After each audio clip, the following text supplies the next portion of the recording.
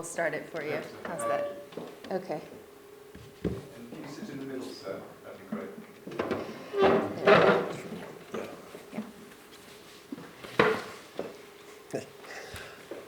great. My name is Peter Isley, I-S-E-L-Y. I'm a survivor of sexual assault by a Roman Catholic priest when I was a boy in Wisconsin in the United States. It was a boarding school run by the Capuchin Franciscans. I came forward with a group of other survivors around the United States 35 years ago and began this eternal quest that we've been on. So I've been public and an advocate and an activist about this in the U.S. and around the world now. And we want to start with and I'm with SNAP, the Survivors Network of Those Abused by Priests. I'm one of the founders and the Global Affairs Chair. One of the things you discover, the privilege of talking and journeying with thousands of survivors from every far-flung corner of the world, is that you get to meet and hear the testimony, survivor to survivor, which is very unique. It's very special. It's a kind of a miracle that a survivor is able to talk about this at all.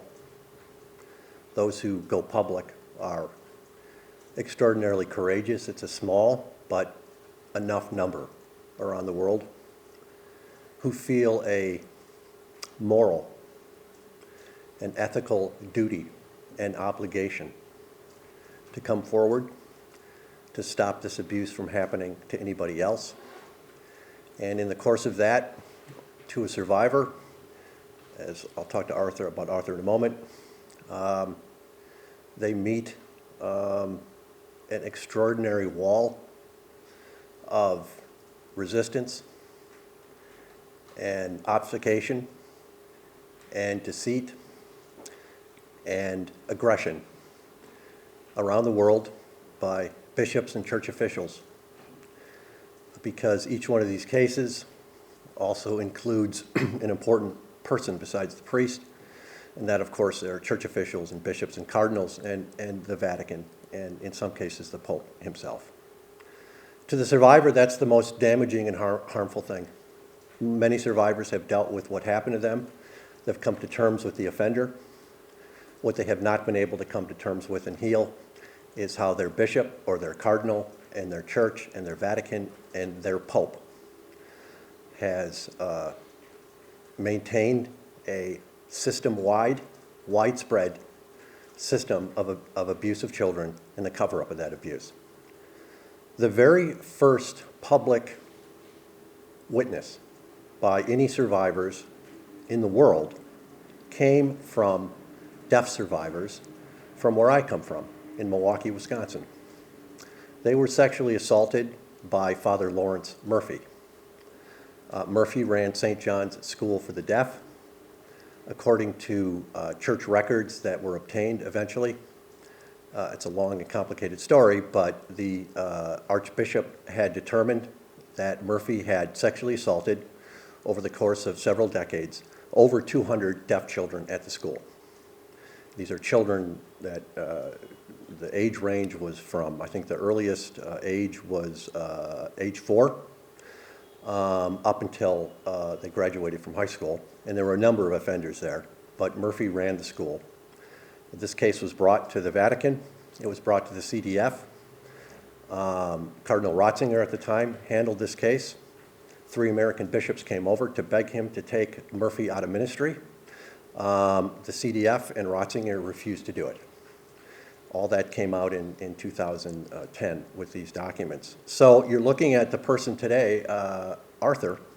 Him and his classmates went to the Milwaukee Cathedral, downtown cathedral, the 50th anniversary of Archbishop Cozzens' ordination as a priest.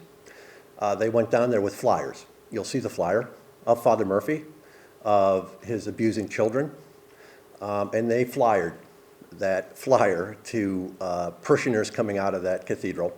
They went then went down to the Milwaukee District Attorney's Office, the police station, and did the same thing.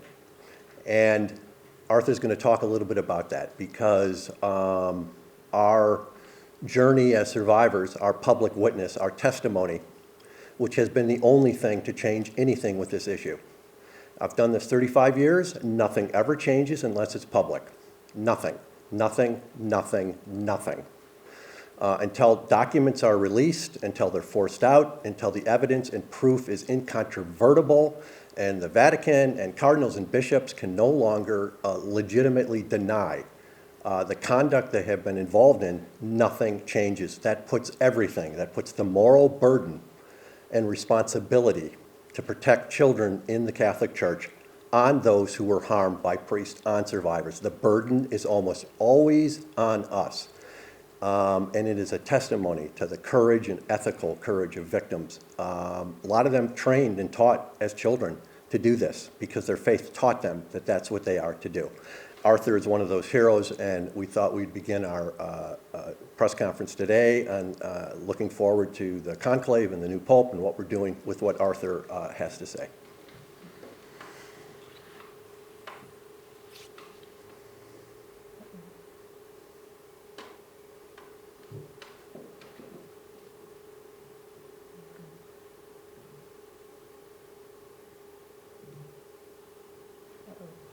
Sorry, give me one moment. This always happens. Yeah.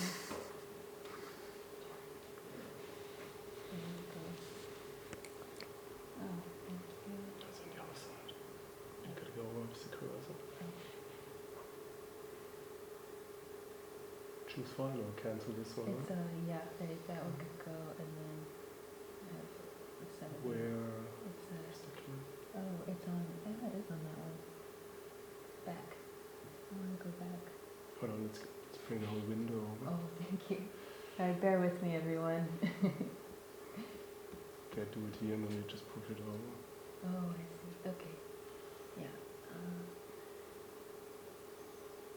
Okay, wait.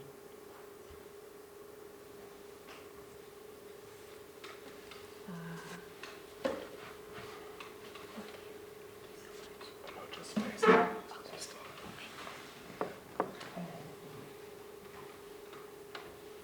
How did that feel to know, like, the most powerful Catholic in the world, like a major world leader, had a role in covering up your case?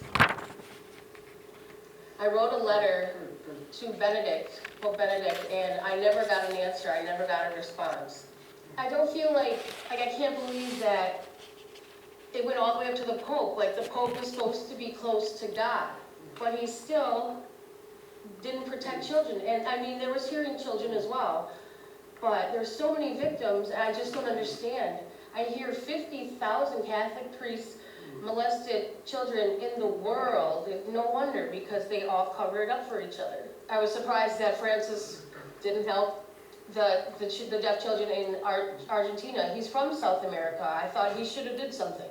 I wish I would be able to meet the children from Argentina. I would say something. Like, he would ask, like, what's your background, like, what happened, and keep fighting, don't give up. I think about you, Arthur, my good friend, and my survivor deaf friends from Milwaukee and Argentina, and how you have so represented all of us. I'm just a little guy down here, and I'm right, you're doing wrong about child molestation, but you keep supporting people that molest children. If I was the Pope, I would clean up the church, that the priests need to stop molesting. It's a simple thing. It's not that hard to change. I would like to go to Rome, actually, and see the Pope. And you have to have a zero tolerance policy. There needs to be changes in the laws. There needs to be new policies and new laws. People need to tell us if they know that cardinal who wants to be a pope has done something horrendous in the past or covered up sexual abuse. They need to say something, because we don't want that person to become our next pope. No, oh no. I hope the church will listen, to our stories and make some type of policy, a zero tolerance policy. He'll always be first. First out of the foxhole. Yeah, I'll never forget that you said, Peter, you did it before me. We all came after him. Yeah, you said that you do a lot of hard work though. Yeah, but he's first. He's like first man, like Neil Armstrong. First man on the moon.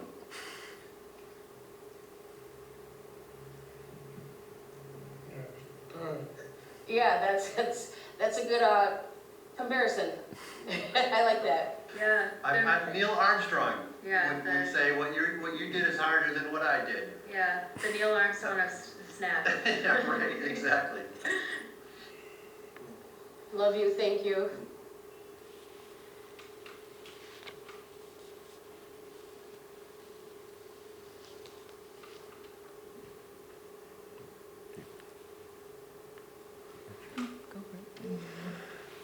Okay, thank you for that. I neglected to mention that there's mention of the Argentine deaf survivors, and that was at La Plata School in Argentina, where dozens and dozens of deaf children were sexually assaulted by the religious order that operated that school. The deaf survivors from that school had directly informed Pope Francis about this. They hand-delivered him. We have a photo of hand-delivering the evidence and documents to Pope Francis. And then they came to Rome. This is 2018, I believe. But they came to Rome. First they went to the United Nations and were heard by the Committee on Torture and the Committee on the Rights of Children. And then they came here and they had made numerous requests to meet with Pope Francis.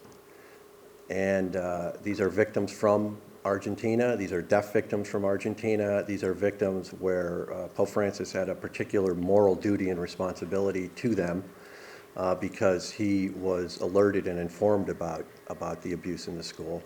And he would not meet with them. He simply refused to meet with them. And as far as we know, I don't believe Pope Francis has ever met with any of the victims in Argentina, of which we know many, many have been there. And that is a sad and tragic legacy that he has unfortunately left behind. I can't tell you how tragic this is. He never went to Argentina himself as Pope.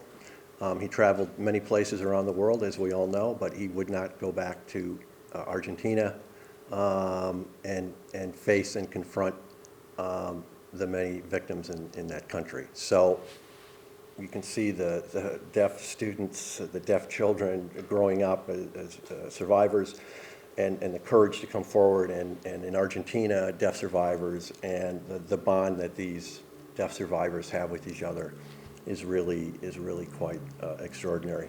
So let's get to it. We're here today because there's going to be a new pope. We launched a month ago. I think it was a month ago. We were in the same room. The Survivors Network of those abused by priests and our 26,000 survivors that are part of our group launched a new initiative called Conclave Watch. Conclave Watch is very simple. Survivors, and we believe the world and Catholics, do not want another pope elected who has been involved in covering up child sex crimes. This seems like an extraordinarily reasonable and relevant criteria that should be the priority in who these cardinals are going to elect among themselves to lead the Catholic Church. We now know that the three previous popes, since this became public under John Paul II, were involved before they became elected. John Paul in Poland, Benedict in Munich in Germany, and Francis in Argentina. All of them had been involved in cases, some of the worst cases known, of pedophile priests in the diocese that they came from and that they were responsible for, and they covered up those crimes. Survivors believe that the church, especially the children of the church, cannot afford another pope that has covered up these crimes. It makes that individual compromised, as Francis was. You cannot order and demand of the cardinals and bishops under you, which he can do. He cannot order them to not cover this up anymore. He cannot hold them accountable if he himself has done it himself. That's the problem. We cannot face that problem again.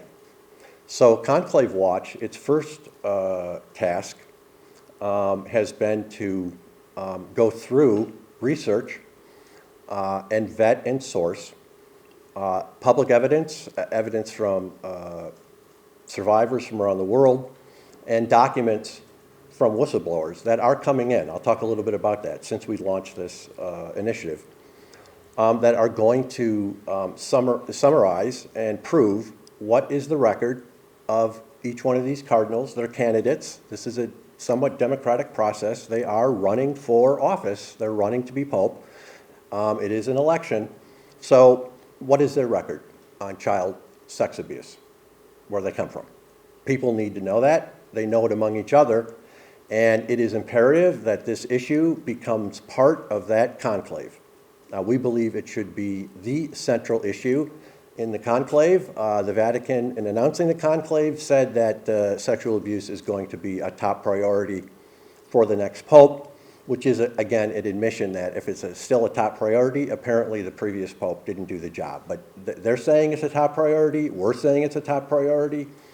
So if you're running for office, which is what they're doing, we need to know, people need to know the record, and we need cardinals in that conclave that are going to advocate for children and advocate for survivors and advocate for this issue. We need champions in that conclave that are going to put this front and center. So that's number one. Conclave Watch is to vet those records.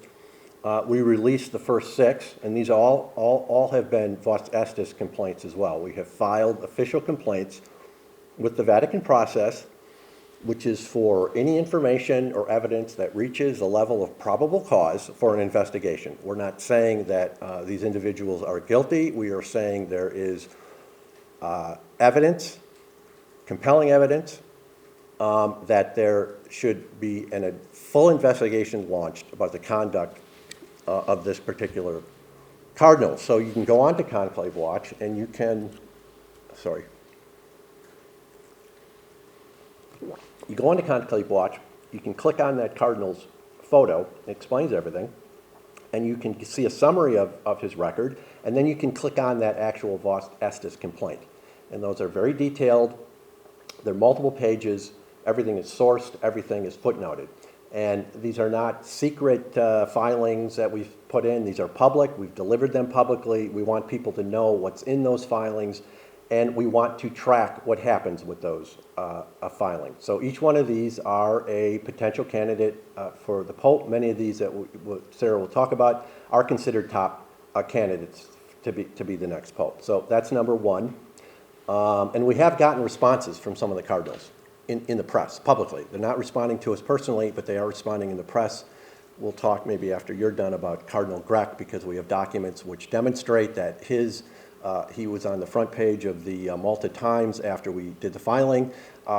He pretty much disqualified what we were saying. He challenged what we were saying. He said it was false. He said he did everything that anyone could do about these cases we filed, and we do have documents now that show that this is false, that he has made public false statements about the cases that we filed. And these documents are internal church documents. They're incontrovertible proof that he has misled the public, and he has deceived the public about cases in Malta and what he did and did not do about them. So we'll talk about that maybe at the end.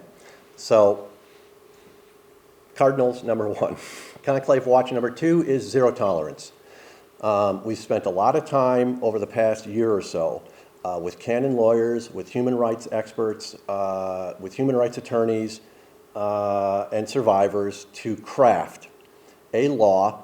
In canon law, it's properly done, it's properly crafted, it has the proper language, it is in concert with international human rights laws for children, and that is a universal zero tolerance law in the church. Now, why is this important? It's important because as of today, except for an exemption in the United States, a canon law exemption in the United States, I can go into that later,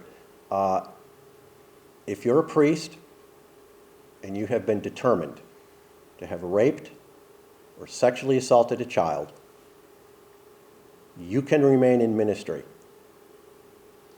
under church law. That's a fact. That's not zero tolerance. Zero tolerance means any cleric where it has been determined by investigation that they have sexually assaulted a child or a vulnerable adult at any time, they are to be immediately removed from the ministry permanently. They can never represent themselves as a priest again. They can never function as a priest. They can never wear that collar again.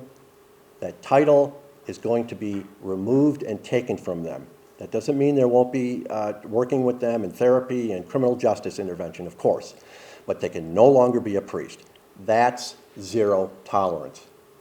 And I've repeated this before in some of these press conferences. What I ask cardinals and bishops when I meet with them, because it gets to the point about how crazy and bizarre this is.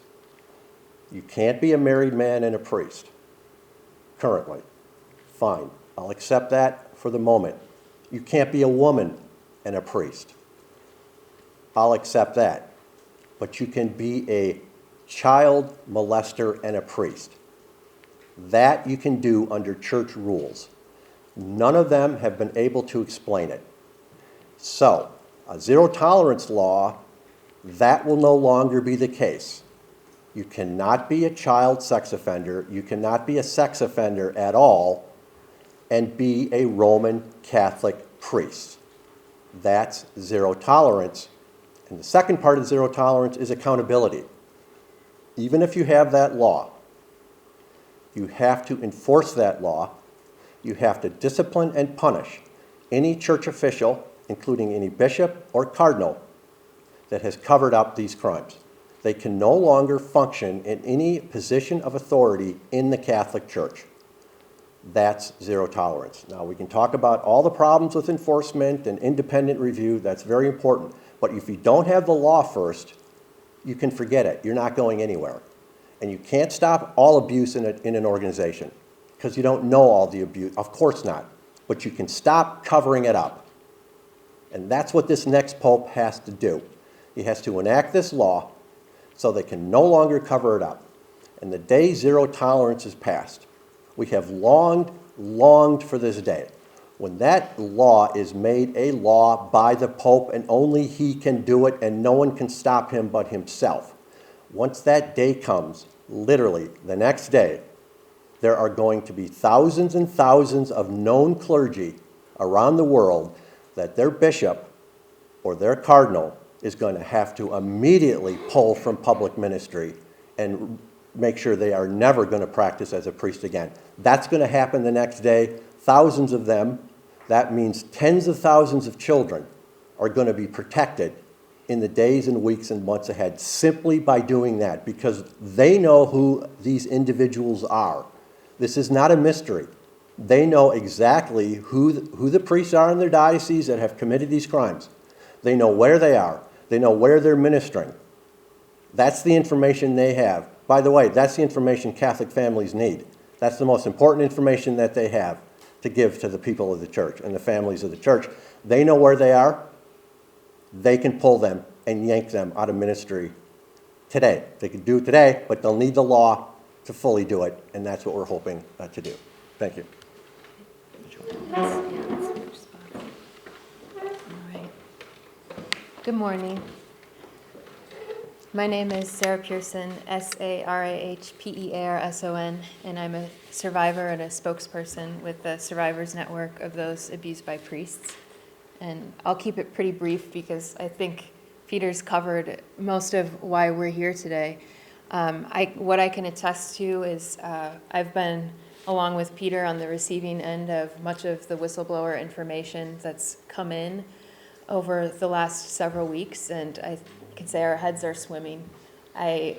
We're accustomed to reading these types of reports and seeing these types of documents all the time.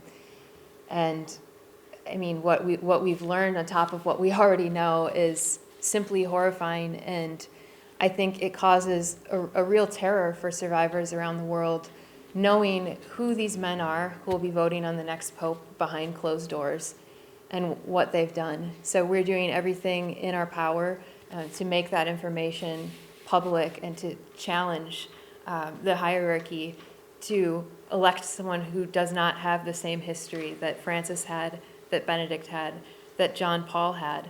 But what we've already seen from the College of Cardinals, it raises a lot of alarms.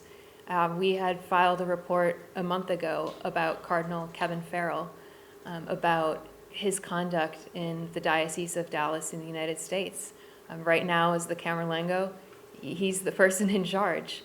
And when we saw the reports about 3 cardinals who'd been tasked with assisting him, Cardinal Marx, his photo you can see in front of us, Cardinal Tagle, who's the subject of another report that we had filed, and Cardinal Mamberti. These men all have given us cause for alarm because of their history. Marx himself attempted to resign, writing a letter to Pope Francis, confessing his own deep complicity in abuse and cover-up. And we have a profile up on our page now about Cardinal Marx and a couple of the cases that he's covered up. And though he's apologized and he resigned, we're still finding out new information. So he's never been fully transparent about what he truly knows and about releasing those documents so they can truly be investigated. That's not zero tolerance. And to have him in that position alarms and disturbs us. Somebody like Cardinal Tagle, who's gotten a lot of attention over the past few weeks as a potential candidate for Pope. We filed a Vos Estis complaint against him for his role despite a Vatican investigation stating that they had been made aware, the senior officers at Caritas, and Tagle at the head of the history of a Belgian priest who was running their Congo department. They kept that person there, and he went on to abuse again in the Congo. And along with Tagle's history in the Philippines, that Bishop Accountability has done just an incredible job of researching and archiving and bringing that to light. It gives us a lot of cause for alarm. So to see him being touted as a potential candidate and somebody who's holding a position of authority in this conclave, that's very bad.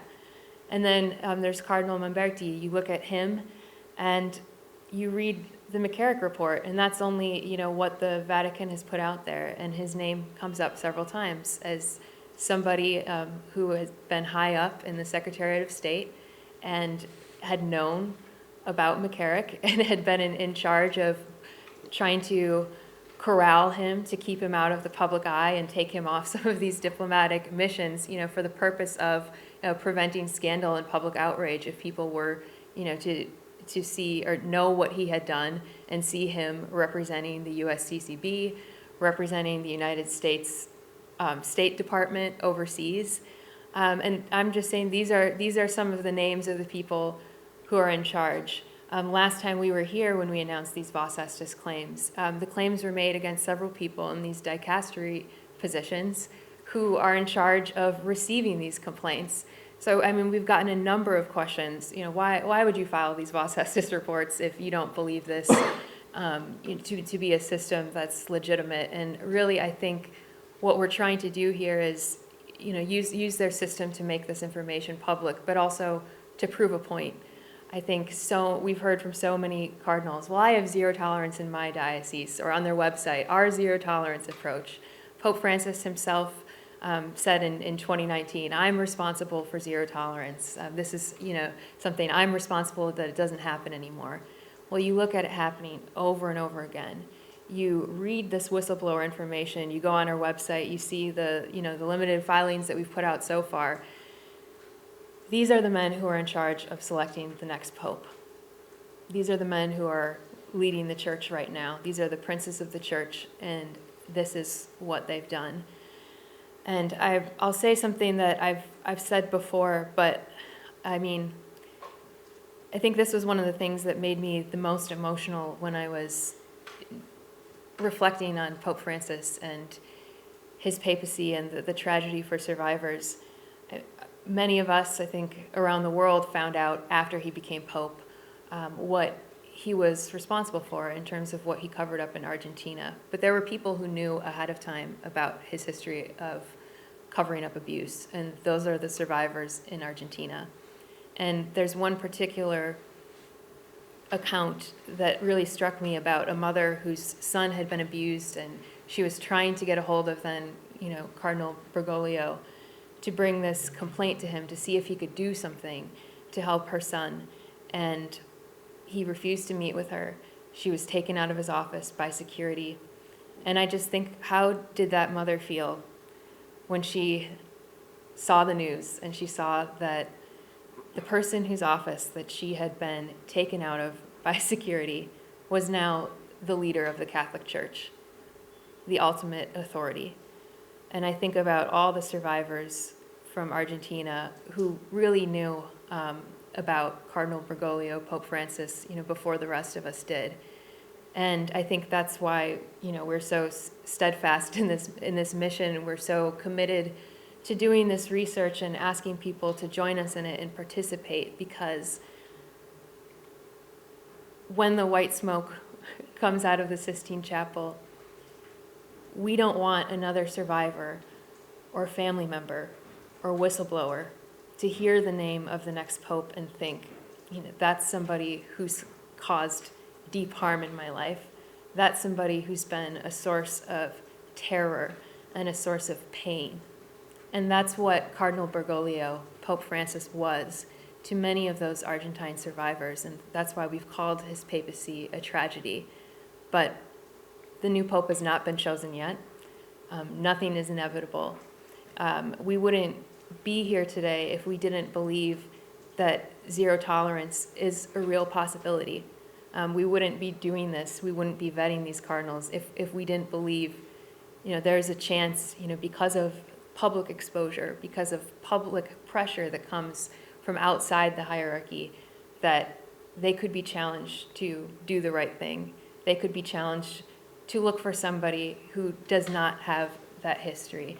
And that's why we're here today. I know some people might have questions about some of the specific cases, and after we're done today, I'm happy to answer as many as I can, or point you to our website where we have profiles that we are currently building and continuing to build. What we have there right now is not the full extent of the information we have. We're a small team of survivors, mostly volunteers, who are doing our very best to vet this information and seek assistance where we can to make sure that what we're putting out is well researched and thorough and accurate. And we are going to continue to do that. And we've also made a call, as you can see, I believe there's a sign, if you could see it in front of us, to email us, info@conclavewatch.org. We've already had people reaching out. Peter, we've heard from people in Africa and South Africa and Malawi, across Europe and France and Belgium and Hungary. In Latin America, we are hearing from people, and we're doing our best to vet these claims, because people need to know.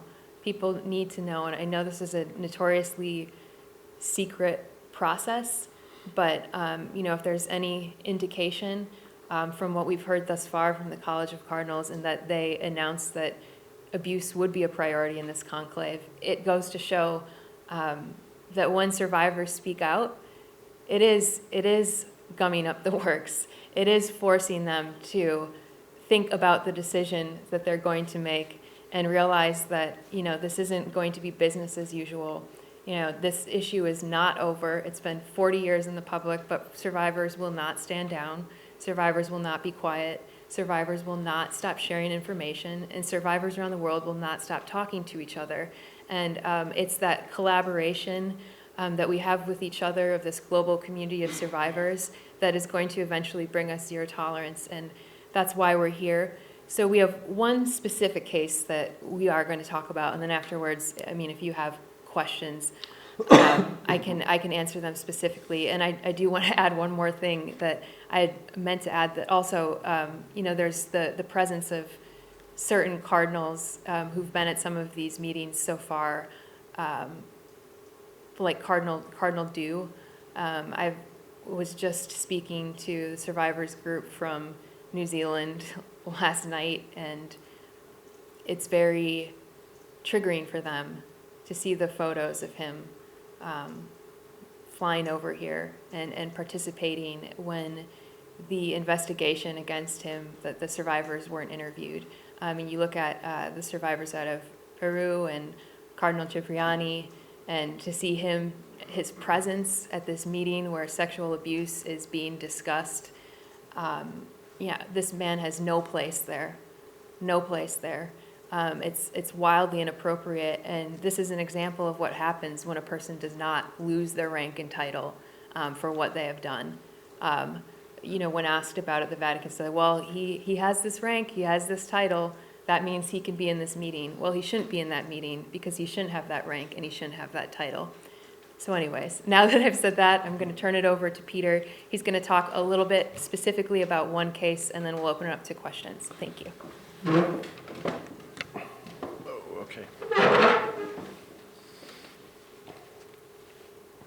This is all contained, by the way, so I'll get you this. We'll make sure you get emailed this, so make sure, especially the ones here, you guys here, that we have your email address for sure, because there's a letter that SNAP is making public and sending to Cardinal Grech in Malta that outlines this very specifically, what I'm going to be talking about. And it's specifically about two cases of two priests. I won't go into the detail because it's in the letter.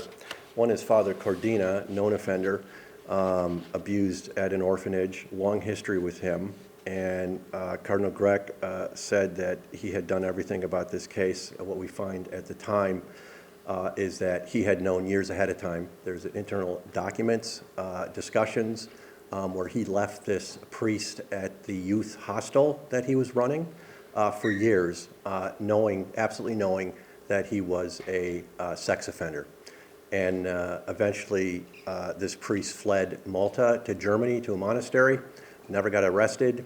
I think he is recently deceased, but you'll see in the letter how it's incontrovertibly proven that what Cardinal Grech has said on the record and how he has defended himself with these cases like that is false. But he didn't know. This is the point why Conclave Watch is so important, because when a cardinal puts himself on the record about a case or about how he's handling these cases, he does not know, as Cardinal Grech did not, that there were documents, letters signed by him, minutes signed by him, that show that what he's saying in public is false. So he didn't know that. I suspect if he knew that a couple weeks ago, he may not have said what he said in that interview. So that case, and then there's another case. The priest is unnamed. This document comes from the CDF, but there's a priest in his diocese now who in 2010, the CDF had judged, so there was a trial. They judged that he was guilty and that he was to be suspended from the priesthood. That was their official judgment. What happened after that is that Grech pretty much advocated that his sentence, because it was never enforced, ever. The sentence was never enforced. He remained in ministry, He's in ministry today. And in the letter from the CDF, it says to Greg that his pastor, the person the parish he's working at, better keep an eye on it. You keep an eye on him. He cannot do any this is a quote, you'll see in there, he can't do any pastoral ministry related to minors. Okay, so he had a ruling about minors. He was judged. He was sentenced. It was never carried out. That sentence was never carried out. It was so serious that the CDF was saying, keep him away from minors. Make sure he stays away from minors. Watch him. And as far as we know, he's never been watched or supervised. This is how ridiculous this is. So this was 2010. So what happened with this case? Cardinal Grech has publicly said, as we said in the letter, any priest that is suspended, especially if there's a ruling against him, it's going to be on the website. It's going to be publicly identified so people know this case and know what happened and know who this priest is. And as you'll see in the cases we filed in the Vos Estis and in these two particular cases, he never did that. So this is the problem. These cardinals can say whatever they want. They'll have this publicly promoted, what they're saying. They'll be quoted in what they're saying, and no one will find out, are they doing what they said they're going to do? And what this case and others are going to show, but this is a very good real-time example, is that he is not doing what he said he was going to do, and he is in violation in these cases. He's in violation, and he should be investigated now. There is now a lot of evidence against him. Instead of being investigated, he could be the next pope. Literally, this man could be the next pope. We know how important he is. You know what a support Francis had for him. We know the Francis faction, thinks very highly of him. So he's going to be a serious candidate. He's also going to be in there influencing who the next pope is going to be, if it's not going to be him. And so this case shows exactly the problem in what we're talking about. So we'll make sure you get that letter and the evidence. And we're sending all this in because some of this documentation we cannot release, but we are sending it in with the Vos Estis complaint, so they'll have it. And of course, they already have it, but now, they will know that we have it, and now everybody knows that you have it. Yeah, Cardinal Parleen will have it. I'm guessing that the Vos Estis filing box has increased considerably over the last month, and will continue to increase. So it's very important that people, what we're doing here, right? It's very important that this is publicly known. The details are there. And they're going to get this information. They're going to get the evidence. It's in their hands, and Cardinal Watch will be watching what they're going to do with it. But imagine a Grech gets elected pope. Okay, it's possible. And look what we already have on him and what's happening in real time over the last few weeks. And is that the man who's going to lead the Catholic Church and protect children around the world? I don't think so. Is this the management team? Right here, you're looking at the senior management team of the Catholic Church. Is this the management team to handle child rape and sexual abuse cases? Is this the person you want on the crime scene when there's child rape? First person at the crime scene? Is that who you want there? No, that's not who you want there. So whoever the next pope is, he's going to have to pick, who his management team's going to be. So who's it going to be? Is it going to be one of these guys? Going to be on the senior management team? Where's he going to find people? Because he's got to find people who have not covered up these crimes. So that's the other importance about what we're doing with this research and information.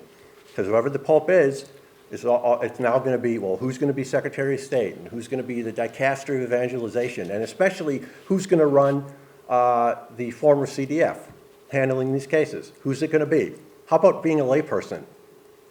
How about doing that? They can do that. Who should be running those cases in offices? Not clergy. You can do it. We're available. We've got a very good start on it. We're really good at these files.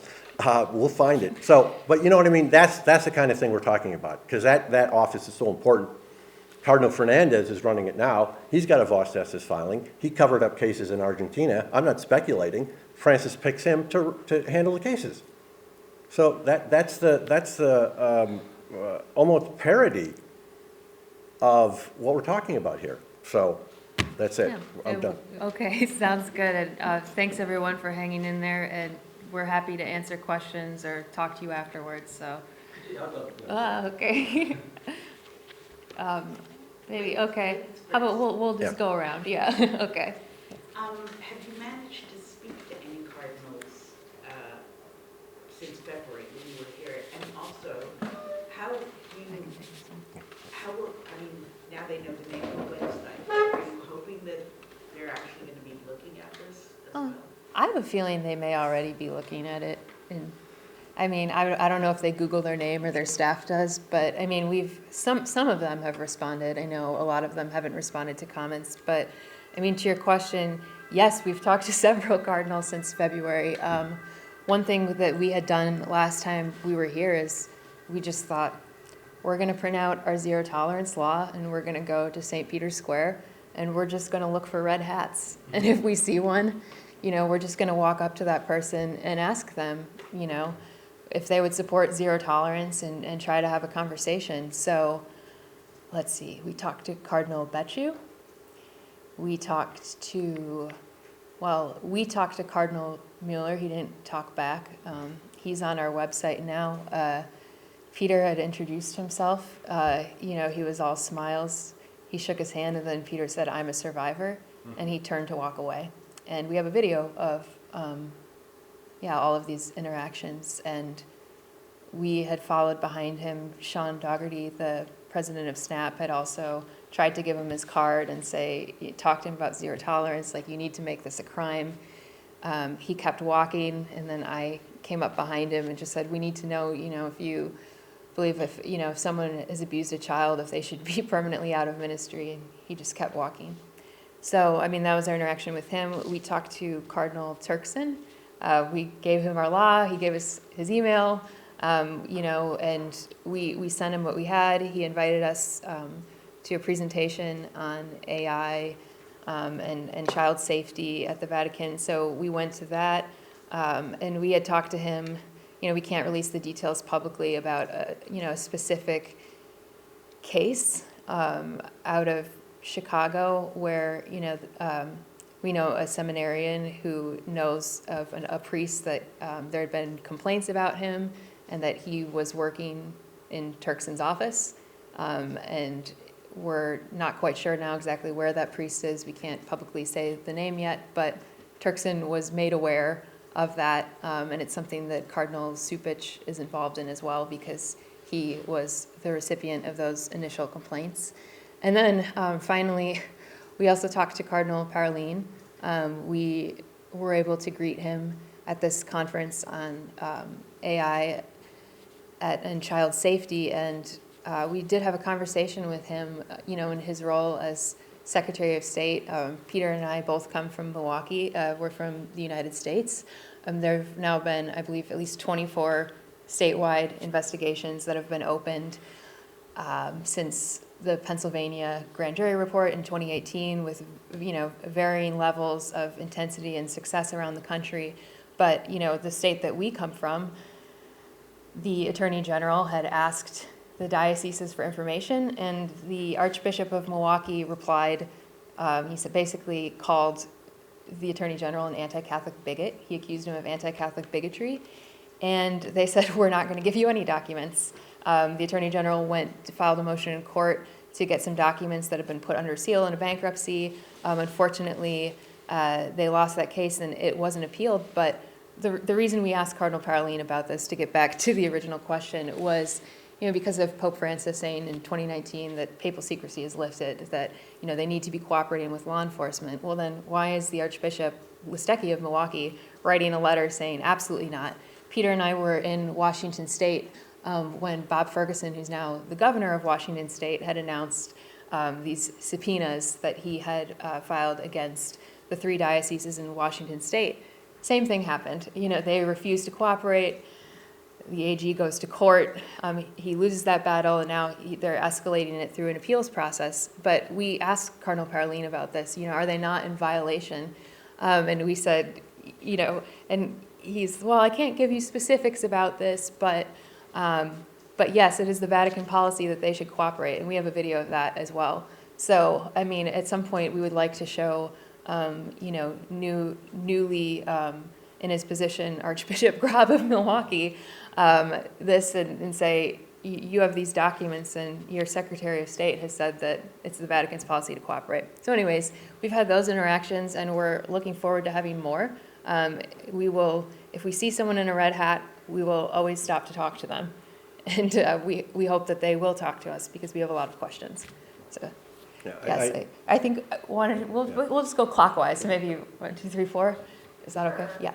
Alera Ritzler McCain, Religion News Service. And I'm curious whether you all can share anything about the geographic distribution of your 26,000 survivors. I noticed that the Cardinals U.S. were kind of disproportionately in North America and Europe, and I'm wondering if you have any concerns that you're hearing less from survivors in the global south as you try to inform kind of this conduct process. Yeah, it's natural that because it's U.S. based, and there's been the most amount of organizing and activism for years in the United States, so that's why you're seeing a lot from the United States. Globally, SNAP became global years ago. We went to the UN for the first time, to the rights of the child. They're the ones who issued a very strong criticism to the Vatican, telling them changes they needed to make, including that zero tolerance law. The Vatican has not been back. They're way overdue of going back there and saying whether they have made the changes, and that's the Secretary of State's responsibility, by the way. He has done nothing to comply with what the UN has said needs to be done. And we also, SNAP also went to the International Criminal Court and filed extensive documentation concerning Pope Benedict. And so we've got survivors and groups, and then some are SNAP, some are other organizations of survivors. That doesn't matter to us. So it's very hard to organize individuals from other parts of the world quickly to get this material. But we're going to. I can tell you, you know, the really heavily Catholic parts of the world have yet to really, much of this has not come out yet. And there's kind of a sequence over the 35 years. There is a process that seems to take place.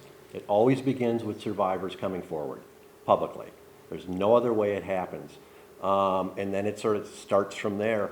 But like in the Philippines now is finally getting attention on this. There's cases that are surfacing. Survivors are starting to organize. Information is starting to come out. But that is a huge Catholic country, and they are just at the beginning.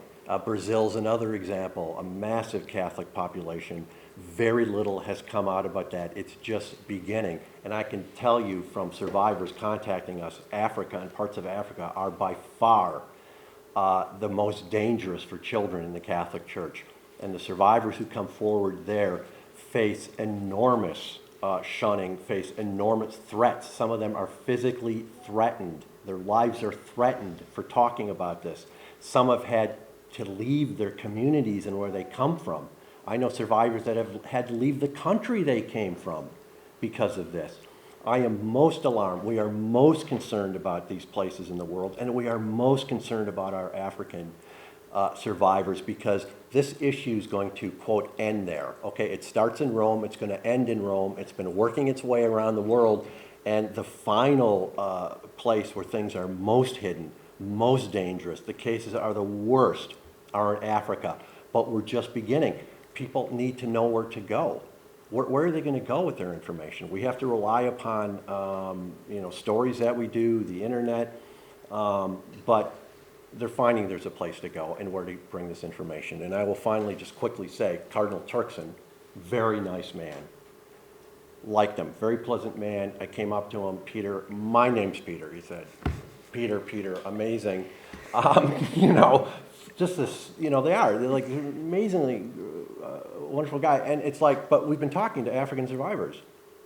And he said in Ghana, where he's from, and he was cardinal there or archbishop for 17 years, not one case, Yeah. not one case. And then he qualified himself to see whether there's something with Dutch there. missionaries. I don't know. Interfering in marriages. Interfering in He said marriages, Dutchman- but not yeah. one case. Yeah. That is amazing. I was like, you have found like the cure for cancer. And you need to tell all the other cardinals what you're doing over there, because it's incredible, because if you've seen the stuff from the other dioceses. So, I mean, that's what I mean by just, you can just like say it with a smile, say it directly to survivors, and it is just not credible whatsoever. But that's the kind of individuals we're dealing with. And of course, he's never had to answer about this. Who's ever asked him? Nobody's ever asked him. He's got blockers 10 deep before, but we can get to him. We talk to him. Sorry. Yeah. No, I'll add something and I'll be very, very quick about it. I mean, the one difference too is that there's a zero tolerance policy in the United States. It doesn't mean they're complying with it, but in 2002, they were forced to do that. And I think it depends on the country too. I mean, if there is if more of them are in a position with the statute of limitations where they can be held like civilly or criminally liable, it's going to produce documentation when that goes into discovery, and then that leads to more public documentation being out there where we can pull that evidence. In a country that doesn't maybe have the same laws that would allow those people to be prosecuted or held civilly liable, you don't get the same types of documentation, so you're relying on whistleblowers who are, putting their positions, their jobs, their livelihoods at risk to get this to us, but they've done it anyways because we've gotten this information. So And thank you for your patience, but I have to make this clear. I'm sorry. In the United States, in 2002, we were there. It was coming down on the bishops from what? All directions. They had to get permission from the Vatican. And this is when Ratzinger was running the CDF. So he was sort of maneuvering this. They had to get specific permission to change canon law to be able to remove priests from ministry who they knew had abused children. That was a specific canon law change. They couldn't do it as a policy. They couldn't do it as something, as an aspiration. They had to get the legal change, okay? So that's what happened in the United States. And so literally it turned everything upside down. Hundreds and hundreds of priests had to be removed from ministry within months and years because of that. They, I think, decided after that, we're never going to do this again anywhere else. We're never going to do this again anywhere else. But that's the canon law change that has to be made around the world, because the U.S. is just 6% of the Catholic population. So it has to be a legal canon law change. Policies mean nothing. Okay. Hi, I'm Abizar, I believe, with Reuters. I just wanted to ask you, how would you feel if Parolin became Pope? And more broadly, do you have a preferred or less objectionable candidate? Sure. Well, this is a question that we get a lot, and the thing is, because, we've almost jokingly said if somebody would like to apply for our endorsement, we're happy to meet with you. We really are. If there's a cardinal out there who feels like, they haven't covered up any abuse and they would meet the qualifications, they support zero tolerance, and they want to read our law and meet with us, we would be more than happy to do that. When it comes to Parolin, there are some concerns. I think we're doing as much research as we can. He doesn't have a long history in diocesan ministry like many of these others do. But the thing is, he was at the Secretary of State. He knew about McCarrick before that became public. That's known from the McCarrick report. And like Peter said also, when it comes to compliance with these UN recommendations, when it comes to all of these civil and state investigations around the world where the Catholic Church is not cooperating, he's the Secretary of State. So it raises a lot of alarms for us, and we want to see more information about him. You have to remember, it's his position, and the questions about his position. Yeah. As you know, the Vatican, the Holy See rather, is a sovereign state to many of the countries in the world. So they have these sovereign state protections. He's the Secretary of State of this sovereign state. So he's the one negotiating him and his diplomatic corps, with countries around the world. Now, all these countries in the world have cases of criminal abuse against children by priests. There is a standing order that evidence, and now it's criminal evidence, that's what it is, that evidence is put together and packaged and sent across state lines, government borders, to this sovereign state. So he's the one who would be managing all of this, negotiating about this, isn't he? So does he know, and he has to, that there is evidence, criminal evidence of crimes taking place in a country, and that evidence is not going to the authorities in that country? Let me say it again, it's not going to the civil authorities in that country, it's being sent over to this other sovereign state that he's the Secretary of State of. And I think as we move forward and we flesh out about him, what his role and job is, I think there's going to be many, many questions, because if there's one person, besides the head of the congregation, the DDF, if there's one person who probably has the global picture of what's going on with abusive priests, it's got to be him. So although he may not be running a diocese, his senior position in the government, his very important position as Secretary of State, so he's going to probably know more about it than anything else, and he needs to be asked about that. Like, what do you know about these cases? You're going to another country, you're working with the ambassador, the papal ambassador in that country. Information about abuse is going to the papal ambassador, right? It's going to the Holy See ambassador in various countries like the United States. What's happening with that information? You're putting it in the diplomatic pouch. Is it given over to civil authorities? What are you doing with this? So there are a lot of questions that we believe he needs to answer about his role with this. And if he hasn't been doing anything about it, what's he Secretary of State for?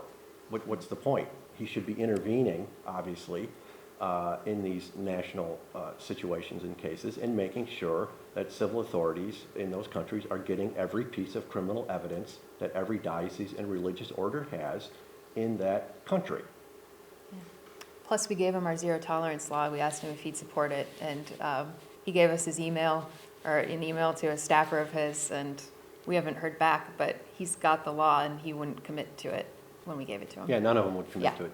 Okay. From Australian television, Chris Reed, just following from a question from my colleague here, so zero down, apologies, it is a very local question, but in our recent years we've had a Royal Commission into this subject in Australia. It was very successful, made some great progress in that way. We've also had a basic decision from the Pope, Francis, previously to appoint a new cardinal from Australia, going right over the heads of all of the local bishops and appointing someone from Ukraine, the youngest in the world, almost seen as an act of cleaning out or of avoiding the previous, the past, anyone associated with George Pell particularly. What are your thoughts about Australia at the moment? Do you think there is, we have got a cleaner position now, that there has been progress there, or is there always something to work on? Is there always something to look at? What are you hearing from that region? And do you still have concerns, and should we always have concerns? Well, I mean, I think in terms of, I can't speak really specifically to that cardinal and or that person and his background yet. We're waiting for information. But what I can say is, they need to be fully transparent about anything. I mean, there's about everything. There's still questions that had even come up, I think, that were raised by Cardinal Becciu about the money and about Cardinal Pell and where that money was going and where it came from and what it was for. So, I mean, there's still things out there that have not been fully fleshed out. So, I mean, we don't have confidence, I think, in any person in the Catholic hierarchy just because you're putting a new face on it until all of that documentation is made public, until there's full cooperation with civil authorities, until every offender is removed from ministry. I mean, if progress has been made, that hasn't happened yet. So we're waiting to see, but, we're happy if anyone from Australia wants to send us information on him, we'll take it. I mean, it is the gold standard, right? That state investigation basically has been the gold standard. Yeah. And it has made, obviously, it has been incredibly important and has made abuse and cover-up in that country much more difficult than it was in the past. We met with the ambassador the outgoing ambassador, what was her name? She left. Kiara? Yeah. But she was part of our working group for a while to put together the canon law, the zero tolerance law, and she was very helpful. They made recommendations around this specifically that the Vatican rejected coming out of that commission. Again, you know, I guess none of us should feel that we've begun the ending of this, because the beginning of the end, the end of the beginning, I'm trying to get Churchill right. The end of the beginning. Oh, so we're at Yes. the beginning of the end of this press conference. Yeah, we're at the beginning of but Okay. the end of the beginning of this issue, what will close the first part of this sequence that none of us imagined would take almost 40 years. None of us could have imagined 40 years ago, but we never imagined we got this far either. But what will end this beginning is that zero tolerance law made into a universal church law. Because until you have that law, you're not going to be able to proceed to the next phase of this. You can't, because you're going to be able to keep abusers in ministry. You're going to be able to cover it up, and church law is going to allow you to do it. Now, if you don't want to do it, let's say, okay, you're a good bishop, maybe, you don't want to do it. Okay, you do have some power not to do it. But the diocese next to you, if he wants to do it, he can do it, and that's the problem. Yeah. That is the problem. So